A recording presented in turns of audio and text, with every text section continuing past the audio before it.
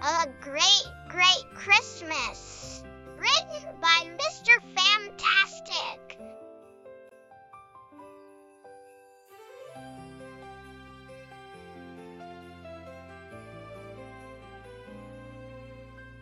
Snowflakes drifted past the window as Brittney snuggled deeper between Mom and Dad on the couch, their matching red and green pajamas, soft and warm.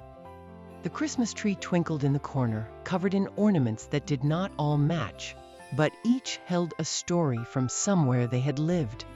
Some ornaments were shiny glass from fancy stores, while others were gifts from friends around the world in past Christmases. On the coffee table lay a thick photo album with a shiny gold title that read, "Our Christmases Around the World." Dad wrapped his arm around Brittney's shoulders and tapped the cover with a smile. "How about a Christmas trip around the world, without even leaving the couch?" he asked. Brittney nodded eagerly, her curly hair bouncing. "Can we start from the very beginning? I want to see every Christmas, Japan, Germany, and all the places in between." She pulled the soft blanket up to her chin, getting ready for takeoff the way she always did on real flights. Mom opened the album slowly, as if the pages might release bells and songs from faraway places. On the first page, there was a picture of baby Brittney in Hawaii, grinning at a tiny tree decorated with shells and starfish. In the picture, tiny waves curled behind their little tree, and the sky was the bright, soft blue of a warm winter that did not need coats. "This was your very first Christmas," Mom said softly. "But you were too little to remember, so tonight we'll remember our Christmases overseas."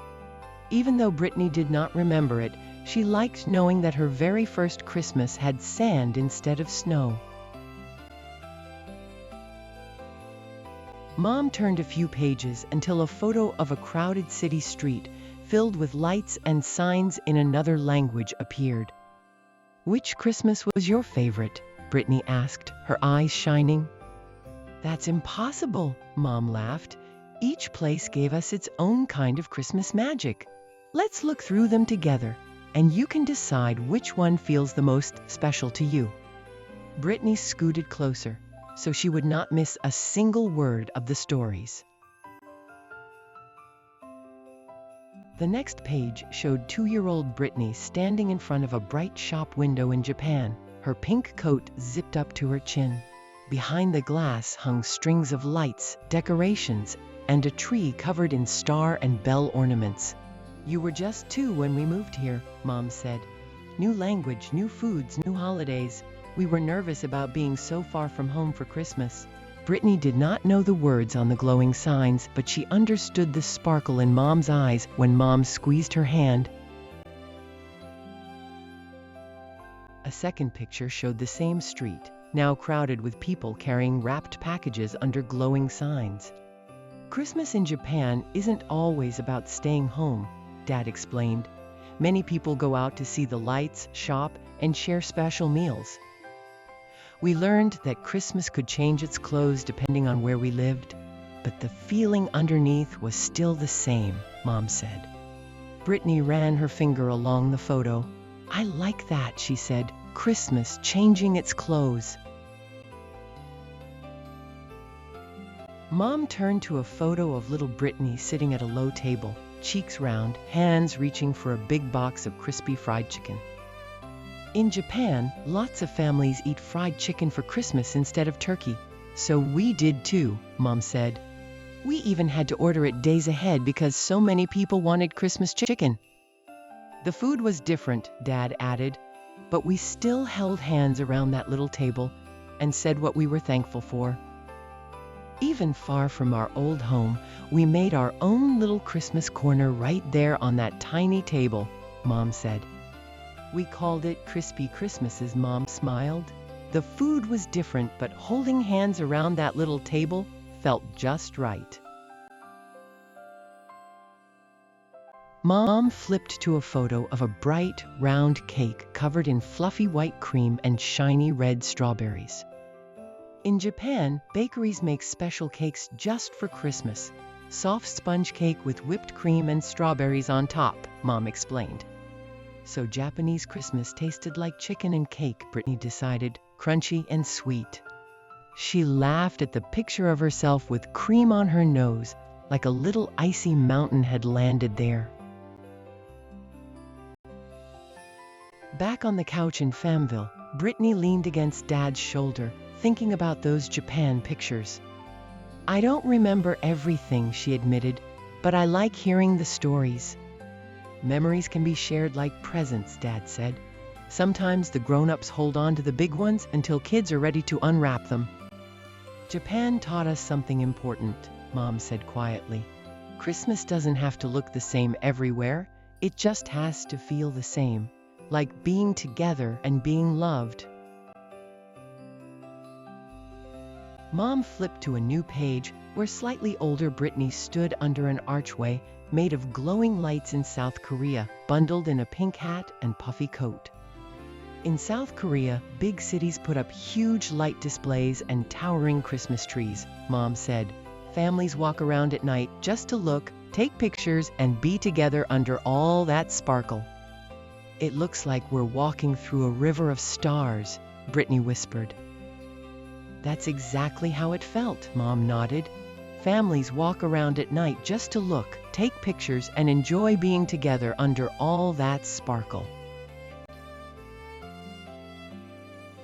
The next photo showed Brittney tying a small note to a decorated tree branch, paper wishes fluttering in the winter air. That's a wishing tree, Dad said. People wrote hopes for the new year and hung them where everyone could see, Mom explained.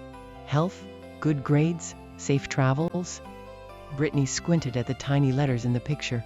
Did I wish for Dad to come home safe? She asked softly. Dad's eyes softened. You did, he said lovingly. Brittney stared at the tiny paper wish and felt her chest tighten, remembering how long some goodbyes had been.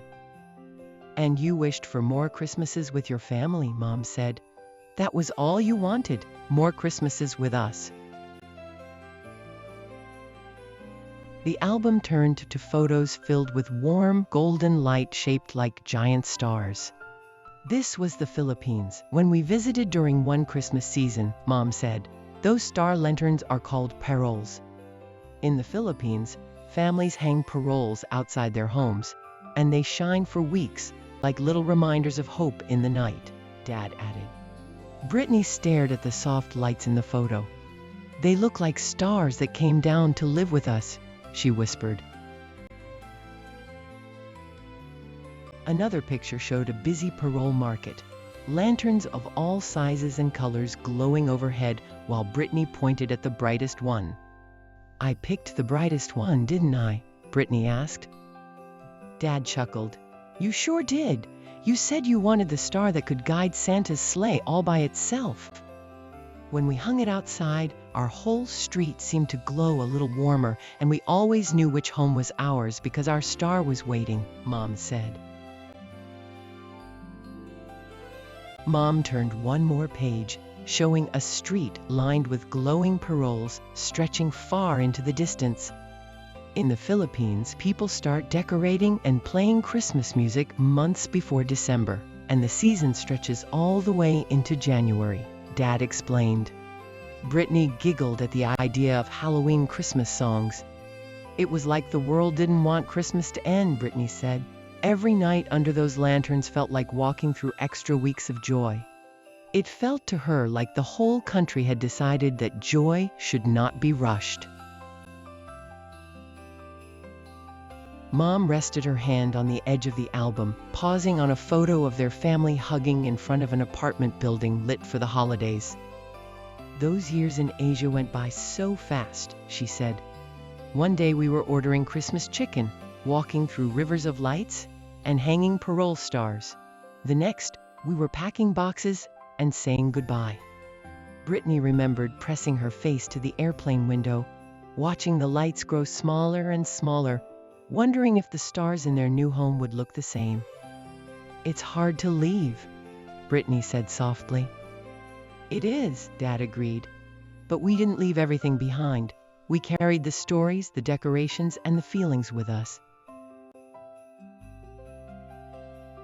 Dad turned the page to a photo of Brittney standing between her parents at a German Christmas market, wooden stalls glowing with evergreen branches and golden lights. In Germany, towns fill their squares with markets in December, Dad explained. People shop for gifts, drink warm drinks, and eat special holiday treats. I remember the smell, Brittney said. It smelled like spicy nuts and sweet waffles. Mom laughed. You held your cup with both hands to keep warm, just like in the picture. Brittney remembered the smell of roasted chestnuts, cinnamon, and something warm and sweet that wrapped itself around her like a scarf. German Christmas looked like a storybook, Brittney murmured. Snowy cobblestones, sweet smells, and lights everywhere. The next page showed a close-up of Brittney holding a tiny carved wooden star ornament in her mittens. This is when you chose our special German ornament, Mom said. We still have that star, Brittney said. It's on our tree right now. You picked it out all by yourself, Dad smiled. You said we needed a travel star to follow us wherever we went.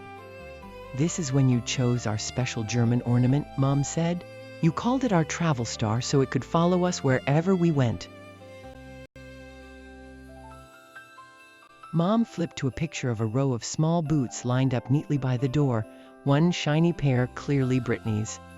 Do you remember St. Nicholas Day? Dad asked. Yes, Brittney exclaimed. In Germany, children put their clean boots out on the night of December 5th, and in the morning, St. Nicholas fills them with fruit, nuts, and sweets if they've been good, Mom explained. You scrubbed your boots so hard, your arms got tired, Dad teased. Then you raced to the door at sunrise and squealed when you saw oranges and chocolates tucked inside. The next set of pictures looked very different. Brittney and other children were gathered around a small log with a painted face, a red hat, and a cozy blanket. This was Spain, in a region called Catalonia, Mom said. We visited friends there one Christmas season while we lived in Europe. The funny log, Brittney laughed. That's Tio de Nadal, Uncle Christmas, Dad added. In Catalonia, children take care of the log like a pet. They keep him warm under a blanket so he can give them presents. Another photo showed Brittney placing fruit near the log, while a friend tucked the blanket snugly around it. You treated him like a pet and a friend, Mom said. You checked his blanket, told him stories, and made sure he had enough to eat. And then came the big day, Dad said. The photo showed children giggling and tapping the log with sticks. I remember the song. Brittney covered her mouth, grinning. We sang to help him poop the presents. Dad laughed. You certainly did. You could not stop laughing about the log pooping presents. As Mom turned another page, the photos changed again. Now there was a frosty window with snow piled outside and a row of shoes on the sill, including a bright little pair that belonged to Brittney. In Iceland, there are stories about the Yule lads, 13 funny visitors who come one by one before Christmas, Mom said. Children leave their shoes out, and each night a Yule lad can leave a small gift or sometimes a potato. Brittney laughed. I was so relieved when I found treats. I checked those shoes every single morning.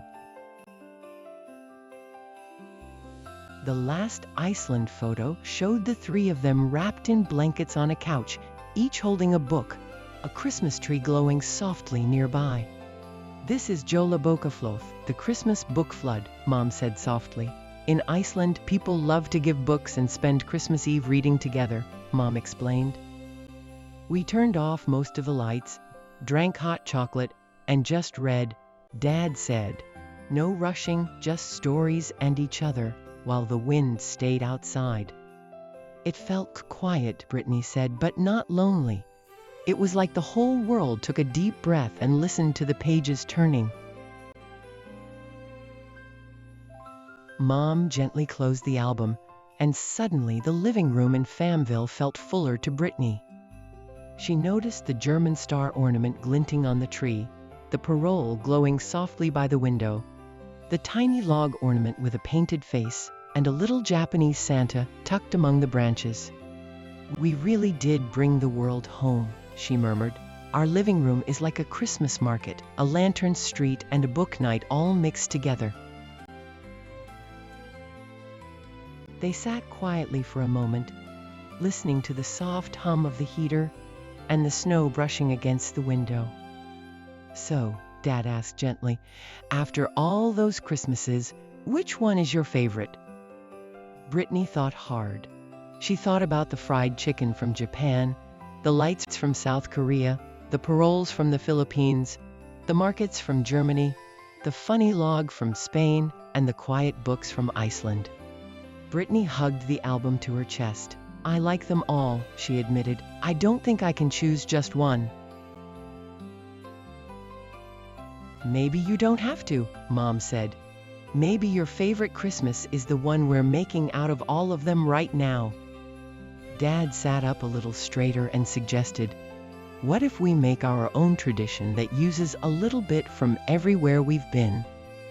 Brittney's eyes lit up. For the first time, Brittney felt like Christmas wasn't just something that happened to her when they moved. It was something she could help build, piece by piece, wherever they lived.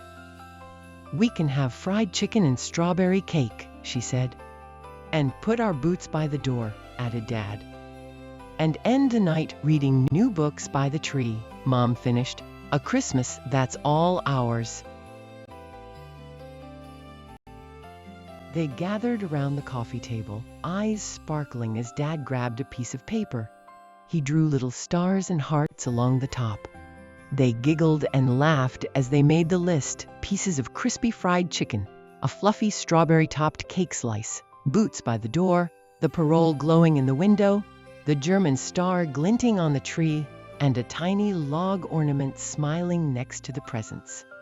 "We'll end the night with hot chocolate and a new book, with just the tree and the parol glowing," Mom said. "We'll call it Brittney's Great Great Christmas," Dad wrote at the top. "Little bit of everywhere we've been." Later that evening, Brittney leaned against Dad's shoulder and looked out at the falling snow. "What if we move again someday?" she asked quietly. "Will we have to leave our Christmas behind?" Dad shook his head. "No, sweetheart. Christmas isn't tied to a house or a country. It's tied to us. Wherever we go, we'll bring our stories, our little decorations, and our way of celebration. And maybe we'll collect even more traditions. Wherever we go, our Christmas grows with us," Mom promised. For a few heartbeats, no one spoke. The heater hummed softly, and the room glowed with light from the tree and parol. "Thank you for taking me everywhere, even when it was hard," Brittney said.